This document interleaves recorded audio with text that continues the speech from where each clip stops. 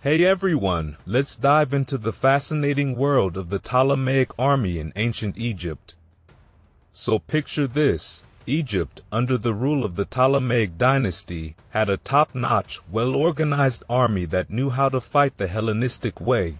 Thanks to the dynasty's immense wealth, they could afford a large, standing army of professional soldiers. Some were paid in cash, while others received farmland for their service. In times of war, military spending could eat up more than 3/4 of the national budget. Initially, the Ptolemaic army was made up of foreigners who moved to Egypt to serve the dynasty.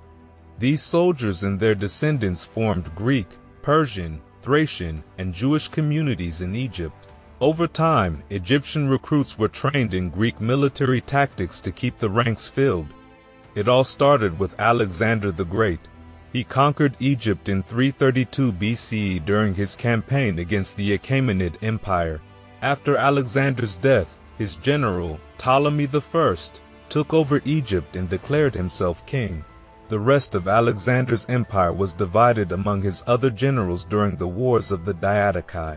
Ptolemy I's original army was a mix of 4,000 soldiers left by Alexander and thousands of mercenaries.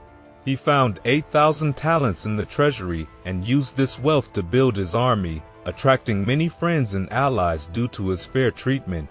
The core of this army was Macedonian, with Persian and Egyptian soldiers from before Alexander's conquest joining in. As Hellenistic kingdoms constantly fought over territory, they needed lots of soldiers and mercenaries. Experienced soldiers were in high demand and could command high wages. Ptolemaic recruiting officers, called strategoi, roamed the eastern Mediterranean to enlist mercenaries. Sometimes captured enemy troops were also conscripted. For example, after the Battle of Gaza in 312 BCE, 8,000 prisoners were sent to Egypt and given land in return for their service. However, most recruits came to Egypt on their own, lured by its wealth and the chance to become landowners or officials in the Ptolemaic government. From the 3rd century BCE, new recruits were increasingly conscripted from Ptolemaic territories like Greece, Cyrene, Egypt, Cyprus, and Syria. Early recruits mainly came from Macedon and mainland Greece, with significant numbers of Thracians, Carians, Persians, and Jews, especially in the cavalry. These soldiers' descendants often continued to serve in the army. Egyptians became a major part of the Ptolemaic army, especially later on, when they were drafted in large numbers. The exact ethnic makeup of the army is tricky to pin down because ethnic names often indicated rank or language rather than actual ancestry. Limited numbers of Galatians and Nubians also served. And now, let's dive into how the Ptolemaic army was organized and what their units looked like. At the top of the military hierarchy were the strategoi, or generals. These high-ranking officials usually came from aristocratic backgrounds and reported directly to the reigning monarch. They had a dual role. Some strategoi led entire armies into battle, while others governed various provinces and colonies within the Ptolemaic Empire. The eponymous officers, who commanded both infantry and cavalry units, were also key figures. However, historians aren't entirely clear on whether they ranked above or below the strategoi. In terms of equipment and tactics, the Ptolemaic army largely mirrored the military style of Alexander the Great and his father, Philip II of Macedon. Their heavy infantry fought in a tight phalanx formation, using long pikes called sarissas and overlapping shields. The infantry was mainly divided into 3 groups: hoplites and peltasts, who worked together in the Macedonian phalanx, and light infantry, who were often mercenaries. Each group was organized into chiliarchies, roughly 1,000 men strong, and further divided into smaller units. The officers in charge were known as hegemon, or commanders. Then there were the machimoi, lower-ranking infantry soldiers used both for law enforcement within Egypt and for military duties abroad. They were mostly ethnic Egyptians and played a significant role in various conflicts, including the Great Revolt of 206 BCE, where they were instrumental in the uprising against the Ptolemaic kingdom.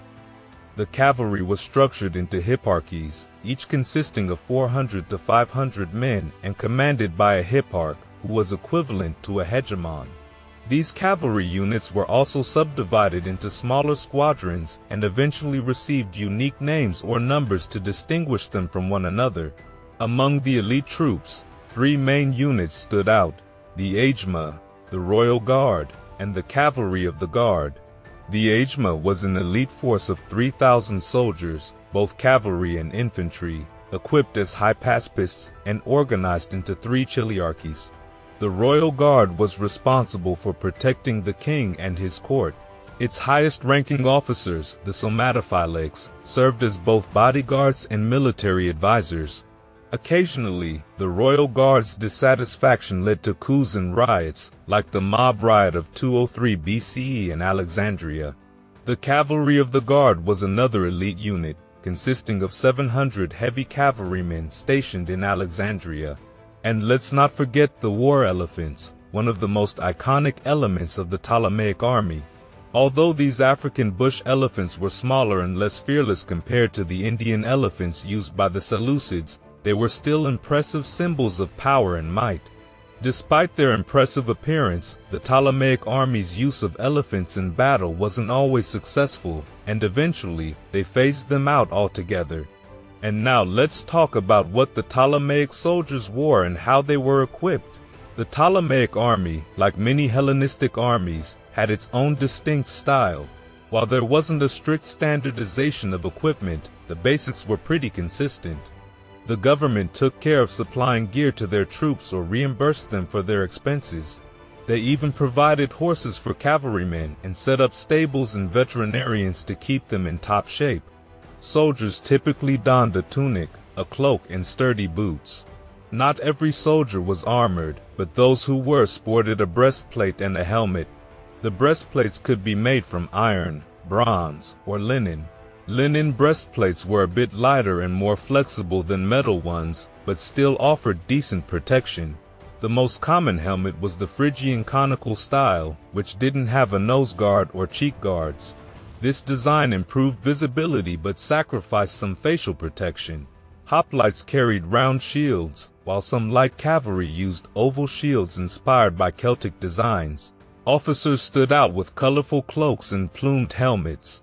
Frescoes from the Hellenistic and Roman eras show Ptolemaic soldiers wearing red or yellow cloaks to indicate their rank, with the cavalry of the guard getting fancier with yellow cloaks bordered in purple and more protective Thracian or Boeotian-style helmets. Hoplites, the heavy infantry, were equipped with a helmet, breastplate, greaves, and the long pike called the sarissa. They might also carry a curved sword for close combat. In contrast, Hellenistic peltasts, though still carrying their javelins, had gear more similar to the hoplites, including smaller shields. Heavy cavalrymen wore a breastplate, helmet, belt, and cloak. They typically carried 2 spears and a single-edged curved sword. Light cavalry, on the other hand, often wore minimal armor and carried lighter weapons. Regardless of their role, cavalrymen needed to have riding gear like saddles, bridles, reins, and muzzles. Now, let's touch on the financial side of things.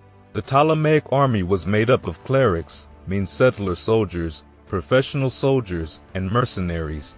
Both professionals and mercenaries were paid with money and food, but professionals were usually permanent residents of Egypt, while mercenaries were foreigners.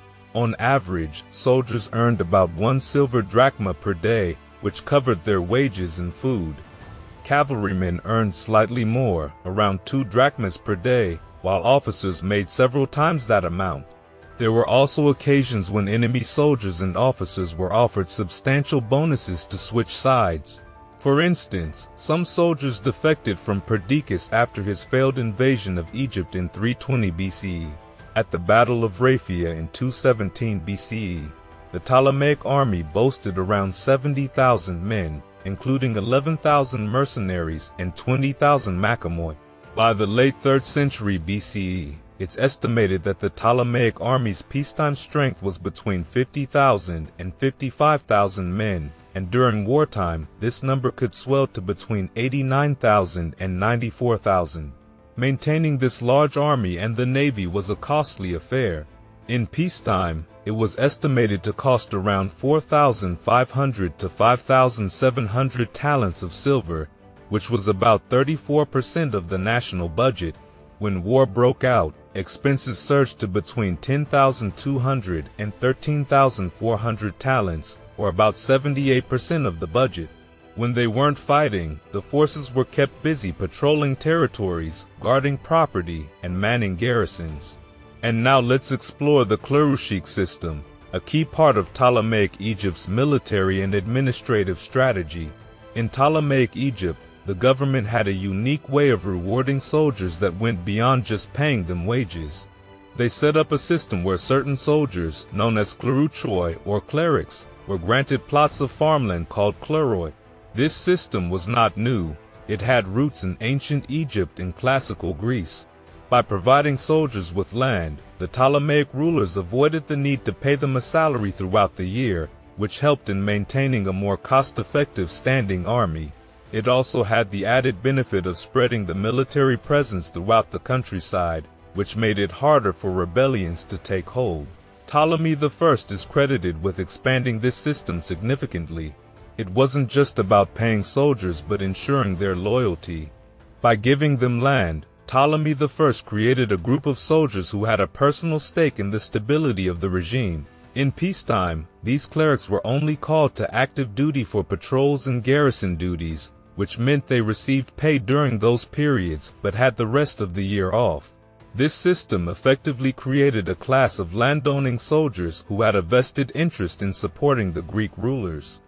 This arrangement also accelerated the Hellenization of Egypt, as many of these land-grant soldiers were Greek or Greek-speaking. Ethnic Egyptian clerics often learned Greek to fit into the new hierarchy and even adopted Greek names. The military settlements where these clerics lived became more affluent compared to the local Egyptians and were well connected to the administrative and legal systems. This added another layer of control and influence for the Ptolemies, as these settlers were not only a military presence but also represented the power of the Ptolemaic state. The amount of land granted to each soldier varied based on their rank and role. The basic measure of land was the araura, roughly 2,025 square meters.